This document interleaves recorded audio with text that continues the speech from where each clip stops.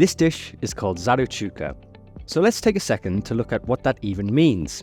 Zaru actually refers to what the noodles are served on. And as you can see, unlike other dishes that we have had at Ramen Walker Kitchen, this is served on a basket, aka a zaru. So the dish we have here today is basically cold dipping noodles served on a bamboo basket. Zaru Chuka is most popular in the northern regions of Japan. With that out of the way, what an amazing dish this was. Similar to the last time we ate dipping noodles, I was giving a list of instructions on how to eat it. The first instruction says, "Itadakimasu, oishi so." I have to say it in a loud voice, so here we go. I can't do it. Alright, okay. I'm so embarrassed. Itadakimasu, oishi so! Getting instructions like this is music to my ears and to my palate. There can be no arguments about the right way to eat something if it's written in black and white, meaning the best flavors that the chef intended every single time. Breaking down this bowl, I'll follow the steps.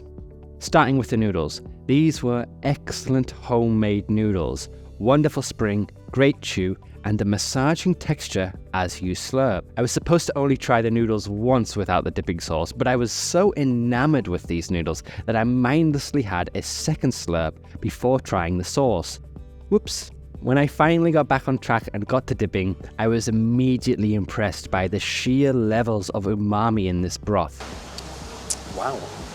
Made from kombu sourced from Hokkaido, this broth started as a strong base for what was to come and was wonderfully absorbed by the excellent noodles. From there, I added the kombu tsukudani. Tsukudani, for your reference, simply means that it was cooked in soy sauce and mirin, or Japanese rice wine. By adding the tsukudani into the broth, it gave the bite of the noodle a lot more texture to work with, and more importantly, wonderful flavors were added.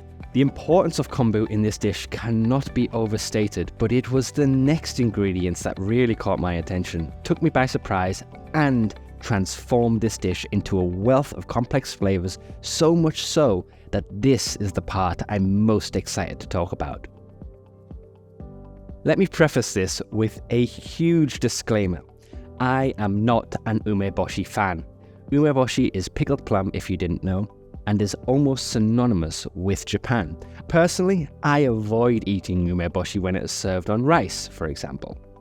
This dish, however, was different. Hayasaka-san has made a special ume ginger mixture that was served on the noodles and on the kombu rice bowl. More on that later.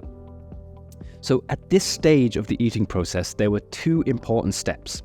Add the ume ginger to the dipping sauce and add a special black pepper to the noodles. This black pepper is called ramen kosho and is basically black pepper with onion, garlic, and roasted onion inside.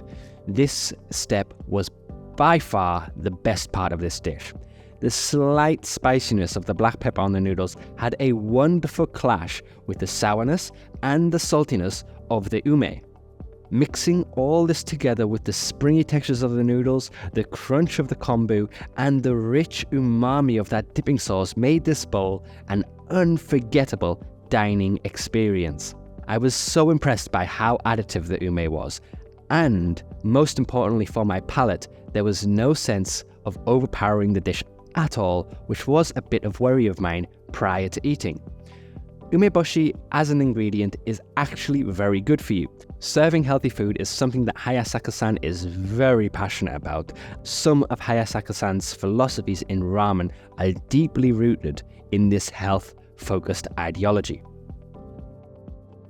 私は、日本の中で宮城県仙台市泉区というところでウフシンというラーメン屋をやってる早坂と言います。今日ね朝話したアンソニーと話した、海の話から、海人に限らず生物生命は全部海から来てでその海で誕生して海から進化してでその進化してる工程の中で波打ち際でしか生命っていうのは進化してないんですね。